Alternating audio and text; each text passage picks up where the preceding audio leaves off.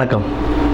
மீனராசி அன்பர்களே, மீனராசி இப்போது கும்பத்திலிருந்து மீனத்திற்கு தான் சனி பகவான் பெயர்ச்சி அடைய போகிறார்.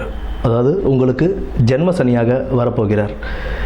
ஜென்ம சனியாக வரும்போது உங்களுக்கு 3ஆம் இடமான ரிஷபத்தையும் 7ஆம் இடமான கன்னியையும் 10ஆம் இடமான தனுசு ராசியையும் சனி பகவான் பார்க்குறார். இதில் 10ஆம் இடமான தனுசு ராசியை சனி பகவான் பார்க்கும்போது உங்களுக்கு தொழிலில் ஒரு நல்ல ஒரு முன்னேற்றத்தை ஏற்படுத்தி கொடுப்பார். கடின உழைப்பால் தொழிலில் ஒரு நல்ல முன்னேற்றத்தில் நீங்கள் நல்லபடியாக வர முடியும். 4ஆம் இடமான மிதுனத்துக்கு குரு பகவான் மே மாதத்தில் பெயர்ச்சி அடைய போகிறார். மே மாதத்தில் குரு பயிற்சிக்கு பிறகு 4ஆம் இடம் அப்படின்னும் போது உங்களுக்கு வீடு வாகனங்கள் அமைவதற்கான நல்ல ஒரு வாய்ப்புகள் இருக்குது.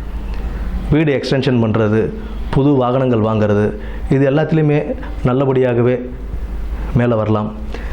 இதில் குரு பகவான் தன்னுடைய ராசியான தனுசு ராசியையும், அதாவது உங்களுக்கு 10ஆம் இடத்தையும் குரு பகவானும் சனி பகவானும் பார்ப்பதனால உங்களுக்கு நல்ல ஒரு தொழிலில் நல்ல ஒரு முன்னேற்றங்கள் கிடைக்கும்.